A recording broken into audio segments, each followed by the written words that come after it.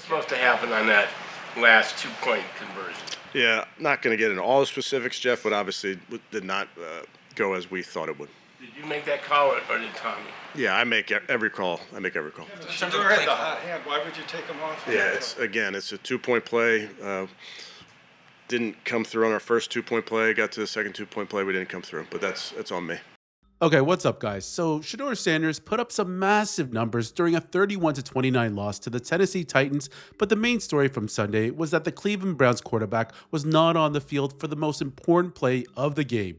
The rookie QB lit up the stat sheet, throwing for 364 yards and recording a total of 4 touchdowns and 1 interception, including a late 7-yard TD run that sparked a furious fourth-quarter rally. So much of the attention was on Kevin Stefanski deciding to go for the 2-point conversion on 2 separate occasions late in the fourth quarter. The Browns, trailing by 14 points with a few minutes left in the game, scored 2 consecutive touchdowns but missed both 2-point conversions, the last one being the most painful because it would have given Cleveland the tying point. But instead, Shedeur was left off the field as Stefanski elected to run a wildcat formation that ultimately went horribly wrong because the running back appeared confused whether to hand off or pitch the ball, which led to another Browns loss on the season. That said, a lot of Browns fans were upset with Kevin Stefanski for benching Shedeur on that last play. I mean, your QB led you to what quite possibly could have been an incredible comeback, but you decide to remove him from that all-important 2-point conversion? None of it made sense.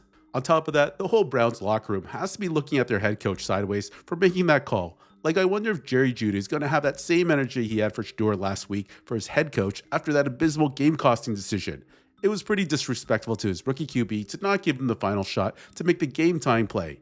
Anyways, Unc and Ocho, while on Nightcap, were absolutely livid with Stefanski, and here's what they had to say. For me, it's the taking him out, going to the Wildcat when your best player is, he needs to be on the field. But what I don't understand, I need somebody to explain to me, why did he go for 2 points on the first time they scored the touchdown? That's what I need to understand. Because at that point in time, Ocho, you don't need it. You don't need it. You don't. No. And then, so let me get this set. So now we're down 8 because we were dumb. I don't know what happened. Maybe Eagle had a rock and he dropped it on Stefanski's head.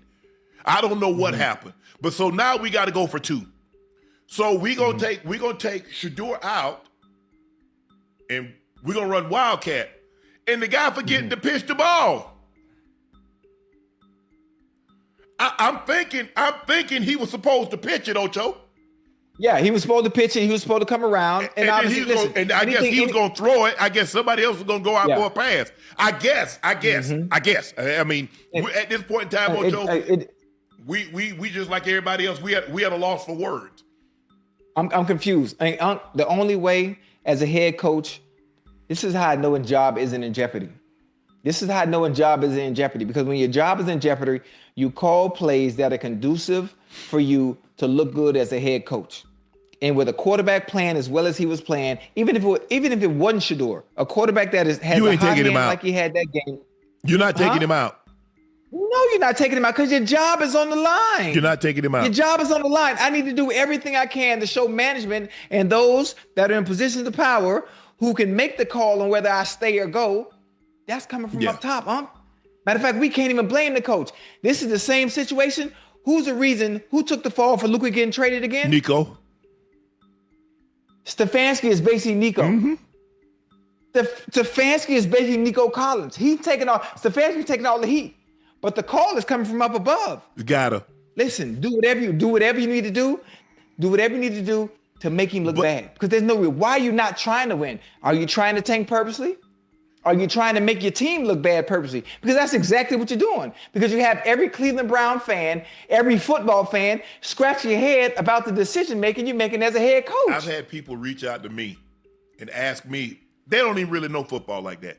Say, why they take Shedeur out? Because they say, well, I'm going to ask you because I know you played the game, you watched the game, you studied the game. I said, I don't know. They're like, you know something. I'm like, damn, I ain't in Cleveland. I don't know. Right. Hell, if I do, I tweeted it. It needs to be studied. They need, a DOJ, Department of Justice, I need y'all to open up an investigation in what the hell is going on in Cleveland. What the hell is Stefanski doing? Because it makes no sense. Even if you want to run the Wildcat, considering that your quarterback is playing at he's on fire. He's hotter than 4 foxes in a forest fire. That's how hot he is, Ocho. And you take him out. You take him out to do. Think about this, Ocho. You take him out to have somebody else throw a pass? Because that's what it looked like. If you was going to flip it to him, what was he going to do? Run it? Or he was going to run and put up and pull up and throw a pass. So that's what I need to know. He was going to throw it. Listen, he was gonna throw it to somebody. If Junkers it flipped the ball like it was supposed to, obviously misdirection. You know how well misdirection works when you're playing against the defense. That's extremely aggressive.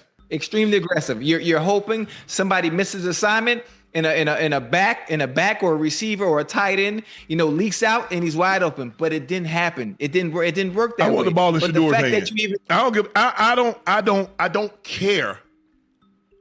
I'm gonna go down and look. If you you brought me this far. You brought me this far. Yeah. If this is as far as you can take us, well, you brought us farther than I was. Look, I don't want to put the entire blame on Kevin Stefanski. I certainly don't think he's trying to sabotage Shedeur in any way, because that doesn't benefit him either. He's a former 2-time coach of the year, and to say he isn't a good coach is just BS. But that being said, I think he has to have a lot more faith in Shedeur, especially after what his QB showed what he could do. And hopefully next week he has a bit more trust in his QB and puts the ball in his hands.